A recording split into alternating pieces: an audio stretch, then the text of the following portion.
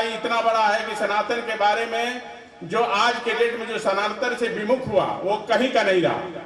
जो सनातन के नाम पे और बक्सर के नाम पे ठग के गए हैं उनकी दशा देख लीजिए कि उनकी दशा क्या है। आज ये लोग की स्थिति ये हो गई है कि बक्सर में सनातन का नाम लेने लगे लोग, पहले नाम नहीं लेते थे।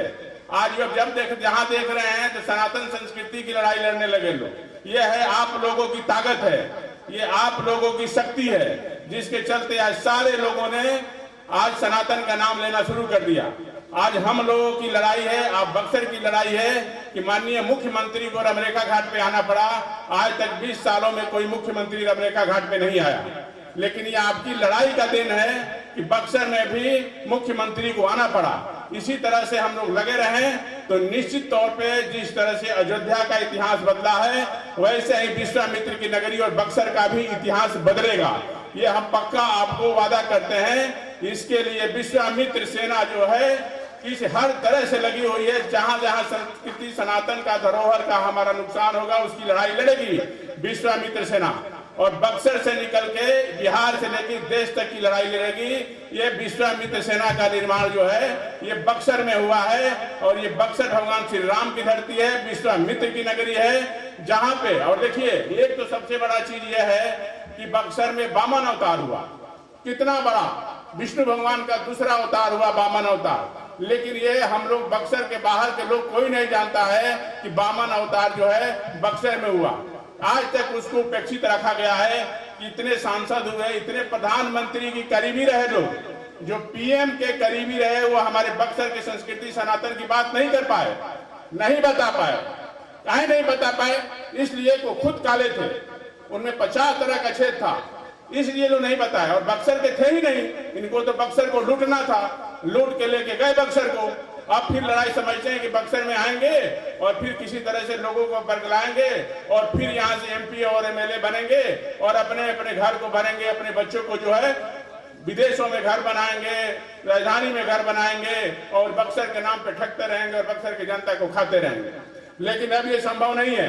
इसके लिए विश्वामित्र सेना जग गई है और विश्वामित्र की लड़ाई अब जो है ये पूरा देश में और दुनिया में जाएगी।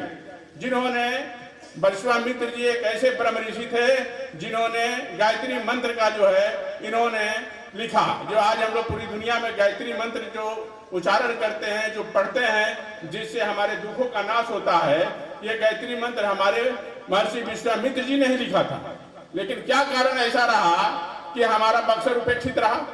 कई ऐसे जो है हमारा संस्कृति है, बक्सर का धरोहर है, आज उसको कोई देखने वाला नहीं है, कोई भी देखने वाला नहीं है। लेकिन हम ये वादा करते हैं वो हम हर जगह जाएंगे जहां हमारा धरोहर का नुकसान हुआ है सनातन संस्कृति का, वही लड़ाई विश्वामित्र की सेना हमें लड़ेगी और उसको उद्धार करेगी और बक्सर के जनता के साथ मिलकर लड़ेंगे। और ऐसे किसी को बहकावे में हम नहीं आएंगे। अब लड़ाई सनातन की लड़ चुके हैं और इसकी लड़ाई लड़ेंगे। और बक्सर का विरासत को वादा करते हैं कि बक्सर का विरासत जो है हमारी विश्वामित्र सेना लड़ेगी। जब तक यहाँ पे अयोध्या की तरह यहाँ भी भव्य मंदिर नहीं बनेगा, महर्षि विश्वामित्र कॉरिडोर नहीं बनेगा, तब तक विश्वामित्र सेना चैन से नहीं बैठेगी। हम चौसा में प्रोग्राम किए च्यवन ऋषि का, जहाँ आज च्यवनप्राश जो है पूरी दुनिया खाती है।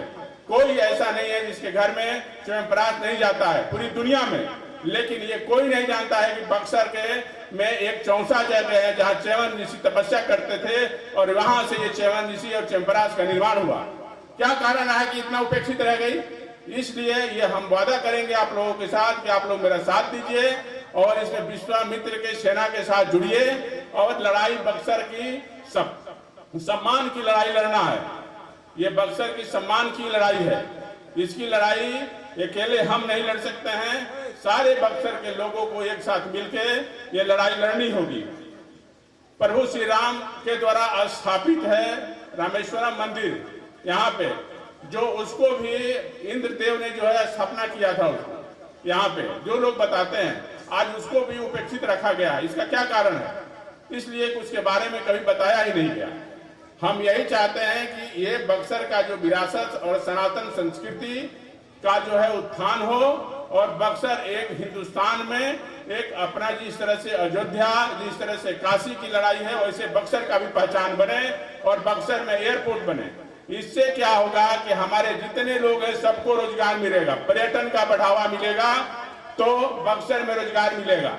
आज हम ये कहते हैं कि बक्सर जो है सनातन संस्कृति की, बिहार की राजधानी है बक्सर। इतना बड़ा महान ऋषि तपस्वी कभी भी जो है ना, केवल बक्सर का इतिहास है, इतना काशी का है और बक्सर का है यहाँ का। लेकिन यहाँ पर्यटन का विकास होगा, गंगा के किनारे बसने वाला सबसे सुंदर जगह है, सबसे सुंदर जगह है, लेकिन इसको कोई जगह नहीं मिला। कई जगह एयरपोर्ट आया, लेकिन बक्सर में कोई एयरपोर्ट का सरकार ने नहीं किया कि यहाँ पे। आज हमारा मिथिलांचल जो देख लीजिए, माता सीता का निर्माण होने जा रहा है, भव्य मंदिर का निर्माण होने जा रहा है, लेकिन प्रभु श्री राम जो बक्सर के धरती से गए थे, वहां पे माता सीता के विवाह यहीं से हुआ जब विश्वामित्र जी लेके गए थे। लेकिन बक्सर के ऊपर किसी का ध्यान नहीं है कि यहाँ जो है भव्य मंदिर बने, यहाँ महर्षि विश्वामित्र कॉरिडोर बने, कि जितना हमारा सनातन संस्कृति जो धरोहर है उसको किस तरह से दिखाया जाए कि लोग हमारे देश दुनिया से यहाँ दर्शन करने आएंगे। कितने रोजगार मिलेगा, फूल बेचने वाले को रोजगार मिलेगा, मिठाई प्रसाद बेचने वालों को रोजगार मिलेगा, कितने होटल्स बनेंगे, कितने लोगों का निर्माण होगा। आप एक बात समझिए कि ये जो हमारी लड़ाई है सनातन में, ये इसी से पूरा देश का विकास है। हमारा जो भौगोलिक कारण है, ये पूरा हिंदुस्तान जो है सनातन से जुड़ा हुआ है। आज काशी में जान लीजिए कि एक आदमी बाहर कमाने नहीं जाता है। अभी अयोध्या कितना दिन हुआ, भव्य निर्माण हुआ, पूरी दुनिया से फ्लाइट उतरती है, वहाँ होटल्स नहीं है, वहाँ 7 स्टार और 5 स्टार होटल खुले हुए हैं, वहाँ जगह नहीं है कहीं रहने का, ठहरने का। वहाँ 60 किलोमीटर के रेंज में इतना डेवलपमेंट हुआ है, इतना विकास हुआ है कि बाहर की बड़ी बड़ी कंपनी आ रही है अयोध्या में काम करने के लिए। उससे कम है क्या हमारा बक्सर? उसी से जुड़ा हुआ इतिहास है। उससे पहले यहाँ ऋषि महर्षि 84,000 ऋषि महर्षि यहाँ तपस्या करते थे। 84,000 ऋषि महर्षि से पहले, त्रेता युग के पहले से। लेकिन बक्सर की विरासत को विनाश की तरफ ले जाने वाले कुछ चंद हमारे जो लोग हैं, जो नेतृत्व करने वाले जो लोग हैं, इसको खत्म कर दिया। इसको कहीं दिखाए नहीं, कहीं इन लोगों को शर्म आता है बक्सर के बारे में, सनातन संस्कृति के बारे में बताने में। सांसद तो बक्सर से बन के जाते हैं, वहां सदस्य के नाम लिखवाना होगा तो कहेंगे बक्सर, लेकिन पूछा जाएगा कि बक्सर का इतिहास क्या है, तो कहते हैं कि बक्सर का कोई इतिहास नहीं है, कुछ बता ही नहीं पाते हैं। पार्लियामेंट में जाते हैं तो बक्सर के बारे में, सनातन संस्कृति के बारे में बताते ही नहीं है। आज उत्तर प्रदेश के जो कि मुख्यमंत्री जी को धन्यवाद देते हैं, और हमारे देश के यशस्वी प्रधानमंत्री मोदी जी को, जिन्होंने सनातन संस्कृति के उत्थान के लिए जो उन्होंने कार्य किया है, सदियों में आज तक ऐसा नेता कोई नहीं आया जो इस तरह से कार्य किया। और ये हम मोदी जी और योगी जी और के नेतृत्व में ही ये बक्सर का ही विकास संभव है, नहीं तो संभव कहाँ हो पाएगा। आज तक तो यहाँ का मुख्यमंत्री पहली बार जब हम लोग उठाए तो रमरेखा घाट पे आए और यहाँ करने के मजबूर हो गए। ये हमारा विश्वामित्र सेना का दिन है कि आज आप लोगों की लड़ाई के चलते सरकार को आगे झुकना पड़ा। यहाँ पे आज जो है देख लीजिए, कई जगह अतिक्रमण को हटाना पड़ रहा है। ये हो गया है कि अतिक्रमण हटेगा। ये छोटी छोटी हम लोग लड़ाई मिल के लड़ेंगे तो बक्सर का विरासत भी इतना विशाल होगा, और यहाँ का भी कहेंगे, गौरव से हम जाएंगे तो कहेंगे कि हम भी विश्वामित्र की नगरी हैं।